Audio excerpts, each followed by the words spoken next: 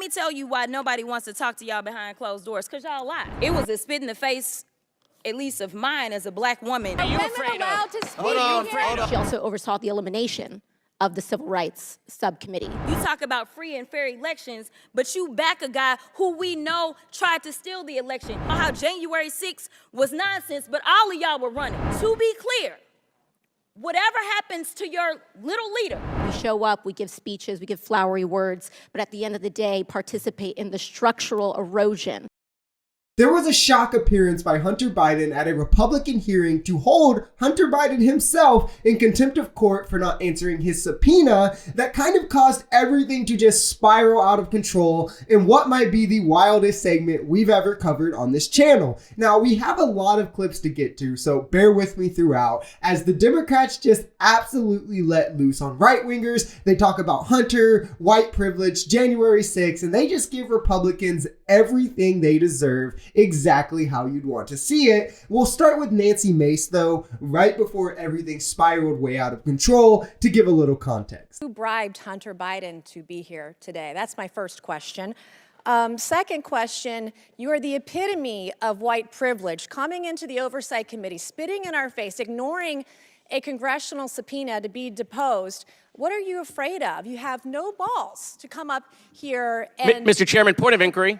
Mr. Chairman, If the ladies recognize. if the gentlelady wants to hear from Hunter Biden, we can hear from him right now, Mr. Chairman. Let's take a vote and hear from Hunter Biden. What are you afraid of? Hold on. So before we move on, I just want to say it's rich that she's the one invoking white privilege and feminism when they're two things that she couldn't care less about. And it's also hilarious to watch it backfire on her when they're like, oh, okay, well, let him speak right now. If he's really trying to evade this, let him go ahead and go, because they only want him to do so behind closed doors so they can then lie about it, something they've done numerous times in the past. But now we should buckle in, because Jasmine Crockett gives one of the best responses I have ever heard, and I'll just jump in and out to provide a little bit of context as we go, because she goes off for quite a while. So we love the Constitution today, and we also want to talk about foreign money coming in.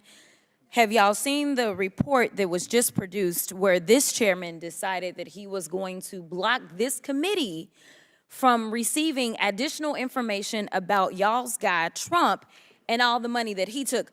From what we did receive, we know that Trump got almost $6 million that we can account for, and we know that there's more there.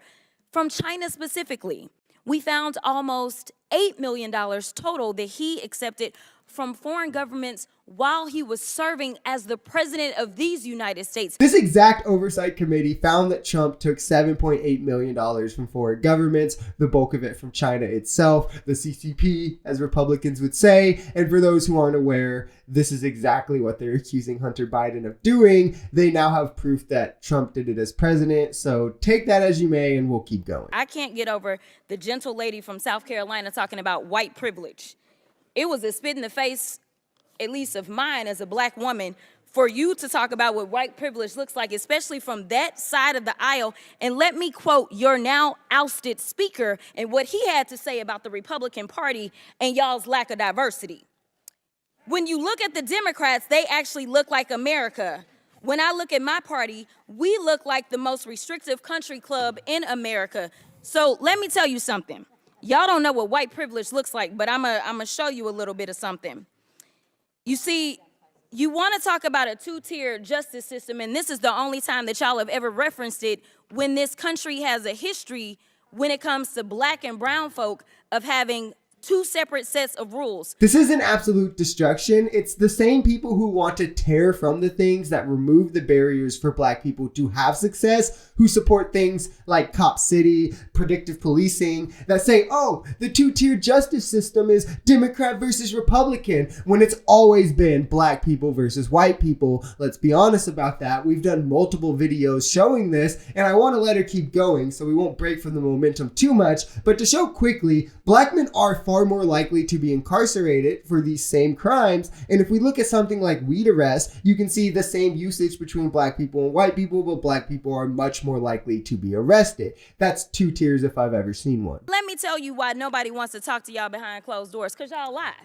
That's just the bottom line. You have done it thus far in this investigation. You have done it this far as it relates to this committee. In every single hearing, y'all spin, spin, spin. I don't know how y'all are still standing right now, because you should be quite dizzy from all the spinning that you're constantly doing when it comes to spinning the truth. You talk about free and fair elections, but you back a guy who we know tried to steal the election. And this isn't about what Democrats have to say. Let me remind you, for those of you that don't know how the justice system works, it's not a matter of the president went in and indicted Trump, but we are talking about grand juries. She's absolutely right here once again. People like to skew the facts and act like it's Biden and the Democrats heading this up, when it's grand juries who are made up of American citizens that indict and chose to indict, and even Trump-appointed judges have given guilty verdicts. It's really looking very much nonpartisan, very much so not like a Democrat thing, like an American who uphold democracy trying to get rid of fascism thing. Republicans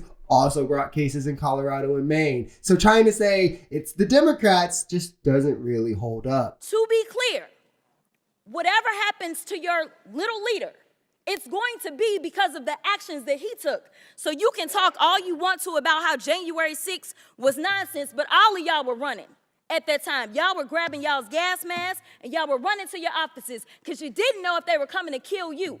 You should have cared that somebody was there to protect you, but instead you want to play games because you found out that it was your leader that decided that he wanted to propagate an insurrection on our country. The passion is just crazy, but she's spot on. There's multiple clips of Republican leaders running for their lives on January 6th, only to turn around and shrug it off and say, it's no big deal, once they realized, it might actually harm Donald Trump from getting reelected, and, not just the innocent voters of whom they couldn't actually care less about. The last person who I want to get into this video is AOC, because I think she gives some wonderful input on the situation. Quickly, that moment about privilege and all of this that we're seeing here, it was a very beautiful speech by the gentlelady, who, as she mentioned, was helped lead on the now majority side, the Civil Rights and Civil Liberties Subcommittee. But I think it's so exemplary of the point that she also oversaw the elimination of the Civil Rights Subcommittee on this committee, which really kind of gives the whole game away. We show up, we give speeches, we give flowery words, but at the end of the day, participate in the structural erosion of the rights and representation of people that are marginalized, women, people of color, people that just need to see their due process and civil liberties protected in this country. Sheesh, they went back to back like Drake. I don't think there's anything more embarrassing that could have happened to Nancy Mace. She got exposed for her hypocrisy and entirely destroyed by Jasmine Crockett, all in the same breath. It was just great to see some Democrats give Republicans exactly what they deserve and not back down. Hunter Biden showing up was quite the shock, but honestly a brilliant move that ended up kind of having things divulge into a madness, but it was a needed madness. If you enjoyed this video, we're Social Society. We're a commentary channel influenced by politics, society, and the economy. We are pretty left-leaning on this channel, but we're open to our right-wingers as well. The biggest thing here is having conversations that get everyone to the bottom of the truth. If that sounds like something that could interest you, consider smashing that subscribe button, leaving us a like, or even commenting on this video, because the only way we become a society is together.